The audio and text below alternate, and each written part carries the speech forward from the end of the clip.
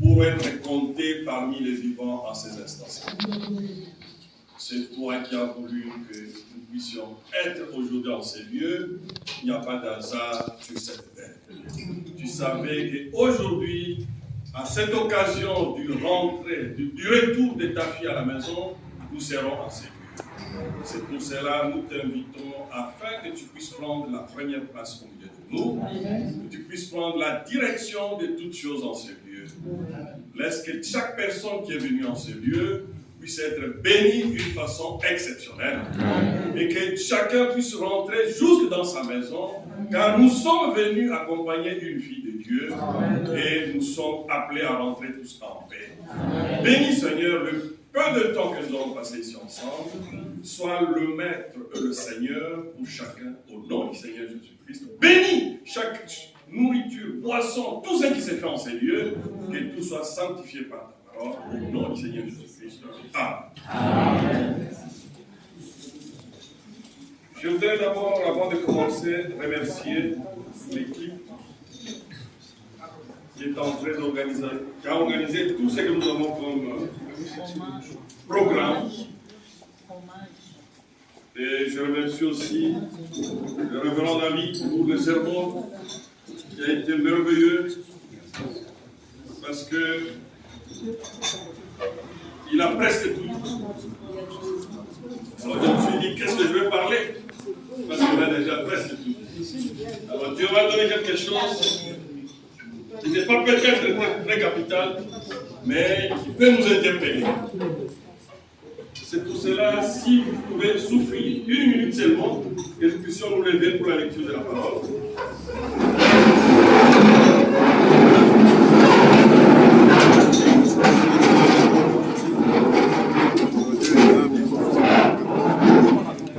Je préférais prendre l'Ecclésiaste, chapitre 7. Je vais lire juste 2 versets.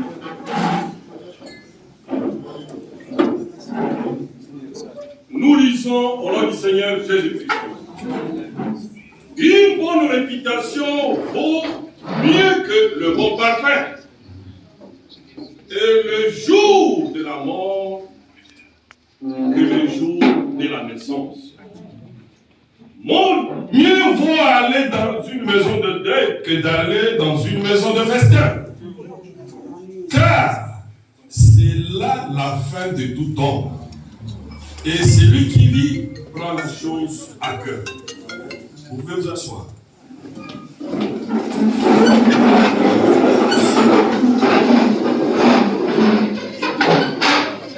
C'est Ecclésiaste qui nous dit que le jour de la mort est plus important que le jour de la naissance. Est-ce qu'il y a un hasard sur cette terre? Je ne crois pas. Chaque chose que nous voyons aujourd'hui a été déjà préordonnée avant la création du monde. Rien ne peut se faire sans la volonté parfaite de Dieu. Même notre passage sur cette terre, même chaque minute que nous sommes encore sur cette terre, c'est dans la volonté parfaite. Toi qui as tellement peur de mourir, ou peur même de manger avec des frères, je vais te dire une chose. Il n'y a pas assez de démons en enfer. Il n'y a pas assez de poisons sur cette terre qui peuvent te retrancher de cette terre si Dieu n'a pas encore terminé avec toi. Comme aussi, si Dieu termine avec toi, il n'y a pas assez d'hôpitaux ni de médicaments qui peuvent te retenir sur cette terre. Tu dois savoir que tu es sur cette terre dans la volonté parfaite de Dieu. La mort d'une personne, ce n'est pas la fin. C'est juste une porte, comme le révérend l'a dit, qui s'ouvre vers une nouvelle demeure. Une chose, c'est pas de demeure. Toute personne aura une destination après cette vie. Mais quelle est ta destination? C'est pour cela que les autres nous disent le jour de la mort est plus important, mieux que le jour de la naissance.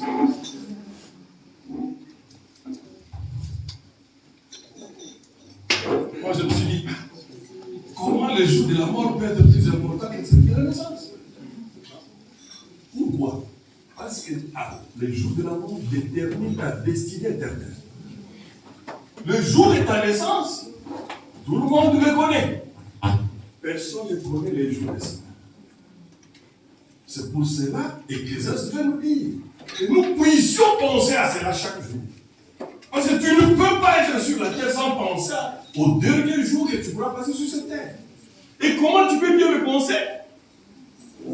C'est en donnant ta vie au Seigneur Jésus. Le jour de la mort vaut mieux que celui de la naissance pour un chrétien. Parce que c'est un chrétien qui obéit à la parole. Obéit au commandement du Seigneur.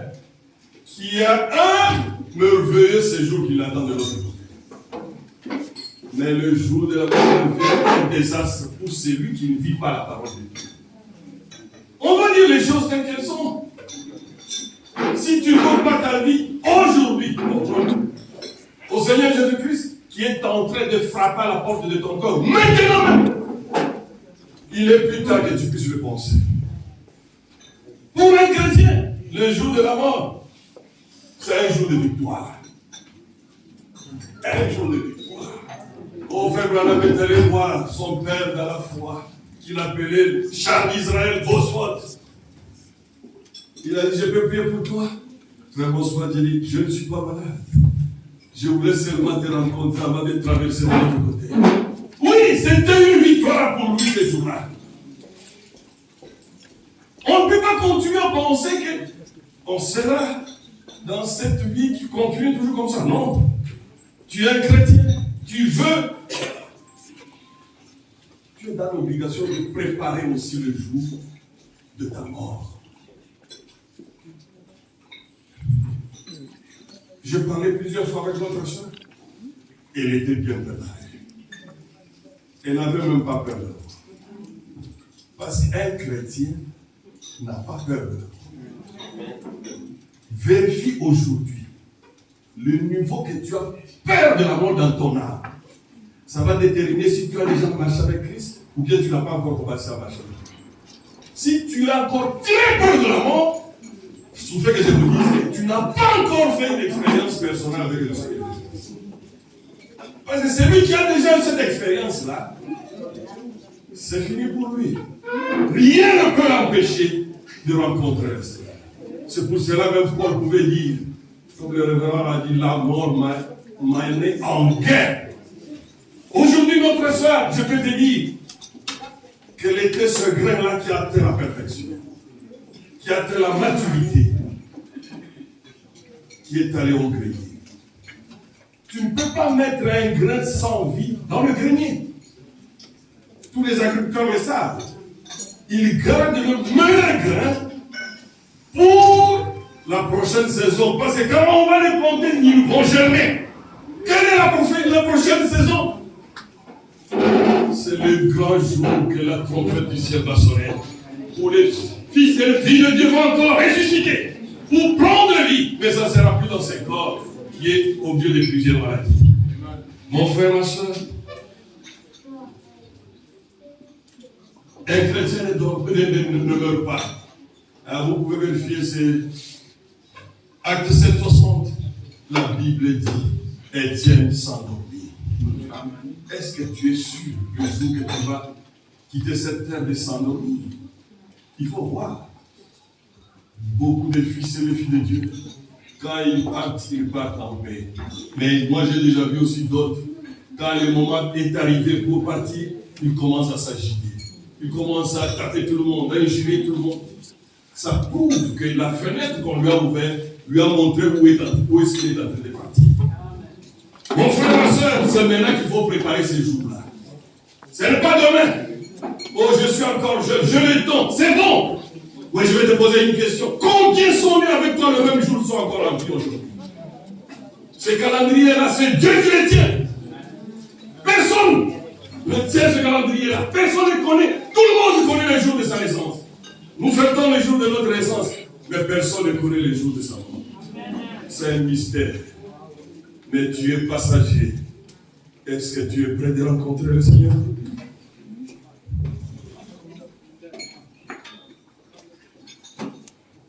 Un grand roi Ah, il s'est posé des questions. Dis-moi, la durée de ma vie. Vous verrez dans Psaume 39, je crois. Dis-moi combien je suis fragile pour que je puisse me préparer. Ça, c'est le grand roi David, l'homme selon le cœur de Dieu. Dis-moi quelle est la longueur de mes jours. Et Dieu lui a donné la réponse. Tu veux connaître la longueur de tes jours? C'est la largeur de ta main.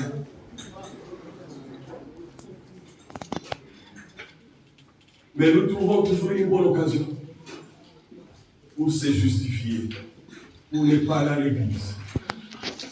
Tout le monde a une très bonne raison. Aujourd'hui, il a plu.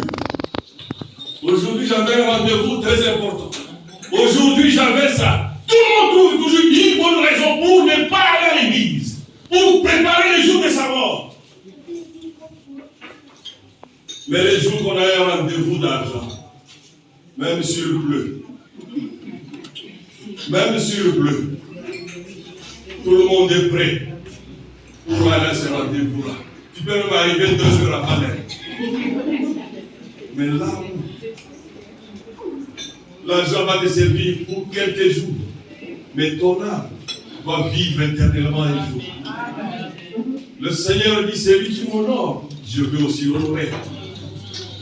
Pourquoi continuons à chercher à mettre beaucoup de notre énergie dans ce qui est passager? C'est pour cela qu'Ecclésiaste dit aujourd'hui, le jour de la mort est mieux que le jour de la naissance. Mais il faut voir combien les gens dépensent les jours de leur naissance. Moi, je voudrais qu'aujourd'hui, que tu puisses commencer à penser plus. Parce que la Bible nous dit de racheter les temps. Mais qui pense à ça? Combien de temps nous avons gaspillé? Nous possédons tellement de justifications.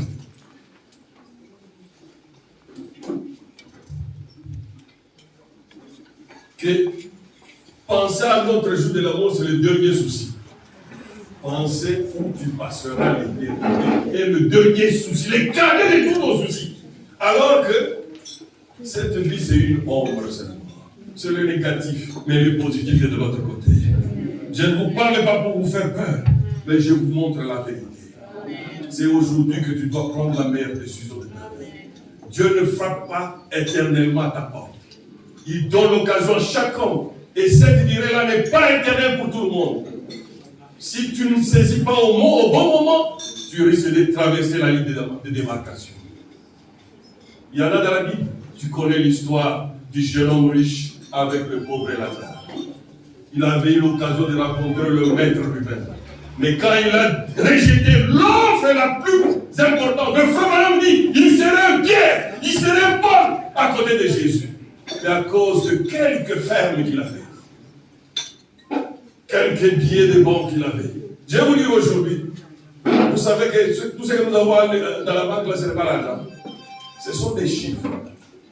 La preuve est que si tout le monde aujourd'hui va à la banque pour réclamer son argent, aucune banque ne vous donnera votre argent. Mais ils ont trouvé un système de nous berner. Quand tu vois les chiffres, tu penses que tu as l'argent. Donc ce n'est pas l'argent. Mon frère, je ne vais pas tenir votre attention longtemps. Vous connaissez l'histoire du jeune riche. Vous voulez lire, vous pouvez aussi voir dans la citation du prophète qui est celui-ci. Du paragraphe 47 à 57, l'histoire de Bosphore. Comment il est allé, il est rentré à la maison. Mais quand tu as trop peur, c'est un signe que tu n'as pas encore le Saint-Esprit. C'est un signe que tu dois savoir qu'il est plus tard que notre pension. Tu dois chercher cela. Qu'on te braque seulement là et qu'on te dise de te repentir. Tu risques de te repentir même tout ce que tu avais fait 10 ans que tu as déjà demandé pardon. Pourquoi? Parce que tu as seulement la peur de cette mort physique. Mais ça, c'est rien du tout. Il y a une vie qui est derrière cette vie ici.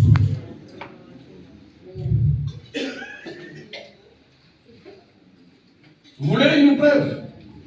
Pourquoi notre sœur est partie? Ah, il fallait une personne qui te connaît sur cette terre.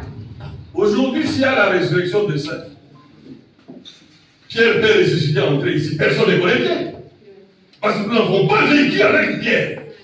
Alors Dieu retire quelques joyaux parmi nous qui ont atteint la perfection. Rentrer dans le grenier. Pour que ces jours-là, que tu ne puisses plus avoir de doutes. Tu connais le frère là. Vous étiez ensemble. Et quand il va entrer, la foi va augmenter. Et nos corps vont changer. Le premier événement, c'est quand Jésus-Christ a ressuscité. Il a ressuscité aussi avec le mort de l'Ancien Testament. La Bible dit qu'on a vu le mort de l'Ancien Testament circuler dans le puits de Jérusalem. Amen. On a vu Abraham et Sarah. Oh, Dieu c'est une philosophie. Ce n'est pas une philosophie. Il ne faut jamais jouer avec ça. Dieu c'est la réalité. C'est la vie. Bientôt, le deuxième enlèvement. C'est celui-là que nous allons attendre. Très bientôt, ça va se faire la même chose. Le saint, la sœur Myriam qui est partie aujourd'hui, sera parmi ceux qui vont faire que la foi de beaucoup ici puisse prendre la force de changer pour avoir la transformation qu'il faut avant l'enlèvement. Dieu n'est pas une philosophie, c'est une réalité. Si tu es sincère. Aujourd'hui, pourquoi les gens pensent que Dieu a vieilli? Oh, Dieu n'agit plus autant. Mais toi, tu as un pied dedans, un pied dehors. Vous croyez que Dieu va t'honorer? Dieu respecte sa parole. Amen. Alors, tu veux? Alors, ouvre ton cœur. Aucun prédicateur n'a la capacité de transformer une autre personne. Apocalypse 3:20 qui dit, voici, je me tiens à la porte et je frappe. Celui qui entend ma voix, il ouvre la porte. Ce n'est pas la porte de cette maison, c'est la porte de ton cœur que tu dois ouvrir. Et lui va entrer, il va souper avec toi. Oh, je vais attendre quand je vais arrêter de pécher pour aller à l'église. Tu ne sauras pas. Tu es déjà en prison toi-même. Comment un prisonnier peut sortir et aller se promener? Tu es prisonnier de ce péché-là. Laisse-le seulement entrer. Il a la puissance de transformation. Il a la puissance de changement. Notre rôle, c'est de vous présenter la vérité. Mais la destinée, c'est à toi de décider. Tu es libre. C'est le libre arbitre que Dieu nous a donné. Mais il nous conseille. Il ne faut pas jouer. Il faut choisir le bien. Et vous serez bénis. Vous ne le regretterez jamais. Combien de décisions nous avons prises que nous regrettons toute la vie. Mais s'il y a une décision que je te dis ce matin, ou cet après-midi que tu ne vas pas regretter, c'est de donner ta vie au Seigneur Jésus-Christ. Pour terminer, je peux demander à tout le monde de se lever. Je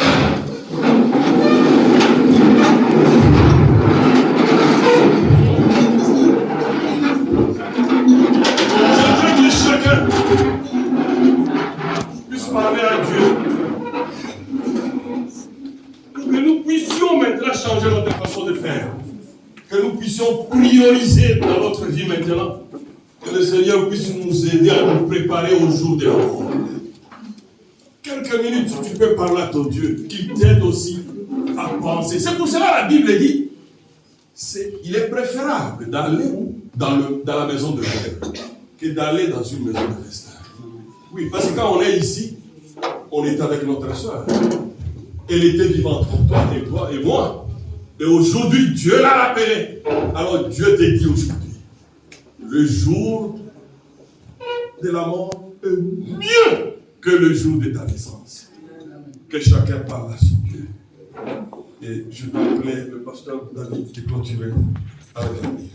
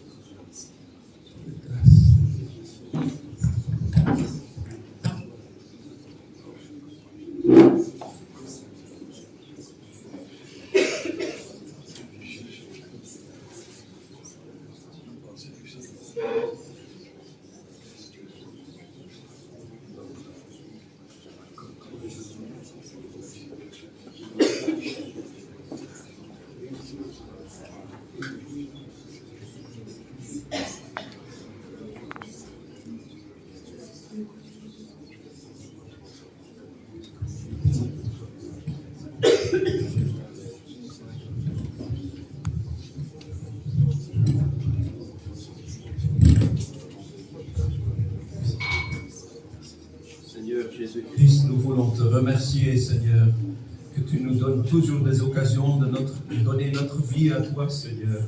Tu es la vie éternelle, Seigneur. Et nous te remercions que nous avons vu l'exemple de sœur Myriam, Seigneur. S'il y a quelqu'un dans ce lieu qui veut donner son cœur à toi, Seigneur, puisses-tu le remplir avec ton pardon, avec ton Saint-Esprit, Seigneur. Et ôter chaque péché, Seigneur. Seigneur, avec le prophète, ça durait juste quelques secondes pour changer une vie, Seigneur. Tu es le même aujourd'hui, tu es présent parmi nous, Seigneur. Ton Saint-Esprit est là, Seigneur. Et nous voulons remettre chaque âme dans ce lieu, dans tes mains, Seigneur. Nous te remercions pour cette occasion, Seigneur, de te recevoir, de revenir à toi, Seigneur. Seigneur, nous te remercions pour l'exemple qui est mis devant nous. Merci pour ces paroles d'encouragement, Seigneur. Mieux est ce jour de deuil, Seigneur. Parce que nous avons un témoignage maintenant qui restera pour toujours, Seigneur. Que ça puisse être ainsi pour quelqu'un qui ne te connaît pas encore aujourd'hui, Seigneur. Nous te remercions et remettons toutes choses dans tes mains au nom du Seigneur Jésus-Christ. Et nous te demandons de bénir le restant de cette journée. Nous te remercions encore une fois pour ces paroles de vie au nom de Jésus. Amen. Amen.